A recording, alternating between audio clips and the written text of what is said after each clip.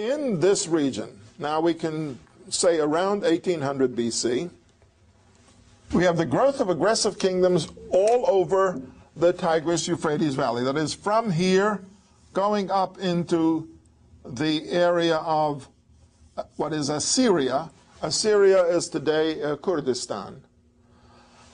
The mountainous area was Assyria. In this area, we have rulers who are establishing their control. And in the city of Babylon, a dynasty is established. We call it the First Babylonian Dynasty, Old Babylonian Dynasty. In the north, in Assyria, we have an Assyrian dynasty.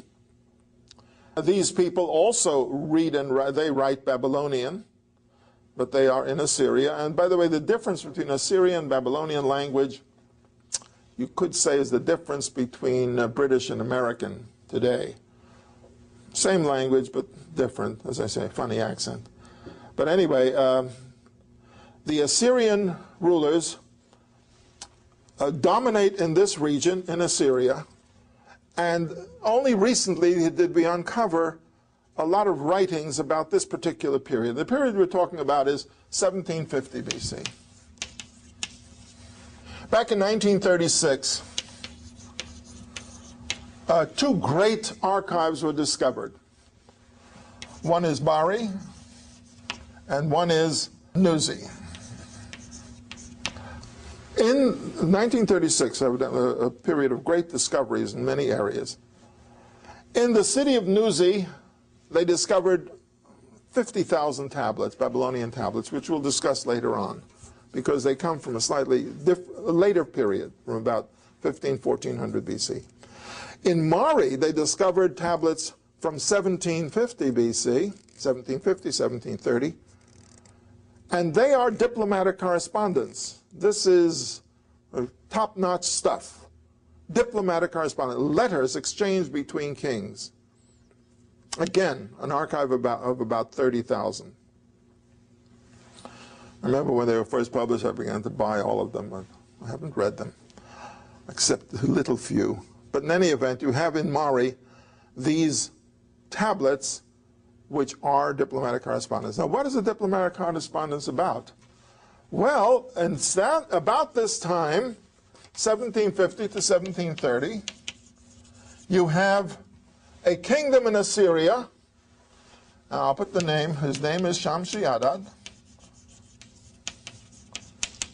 Shamshi-Adad of Assyria, Shamshi-Adad the first of Assyria, who was ruler of Assyria.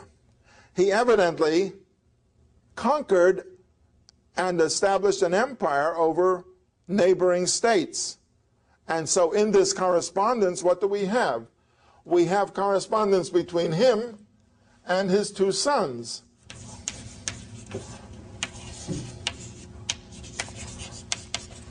His oldest son is king of Ashnuna, Yasmach-Adad of Ashnuna. His younger son is Ishme-Dagan of Mari. All right, by the way, Yasmach-Adad, this resembles the name Yitzchak in Hebrew, Yismach. Yismach is a Hebrew name. It means may he be happy or rejoice. Ishme-Dagan is related to the Hebrew name Yishma. So Ishme-Dagan would be like Yishmael in Hebrew. Dagan, of course, is the god of grain of the Canaanite area, and mentioned in the Bible, by the way. The Philistines, in their temple of Dagon, Dagon is where they had Samson chained. Anyway, Ishme-Dagan is king of Mari. Yasmach-Adad is king of Ashnuna, and their father is king of Assyria. So you have the king of Assyria.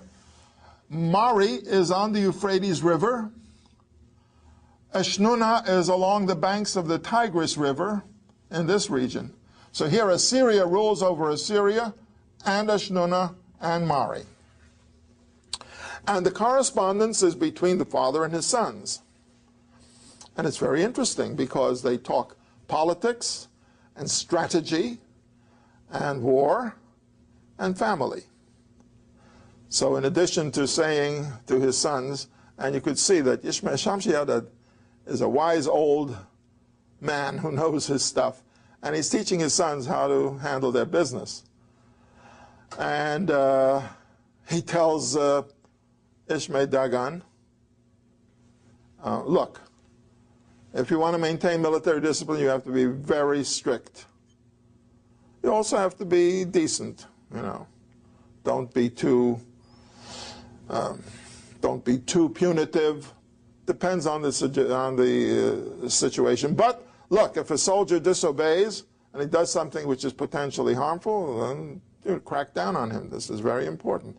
You have to be very careful. And also, you know, we always have to be on guard against those people in the south. People in the south he's talking about are the Babylonians, who are southern to Assyria.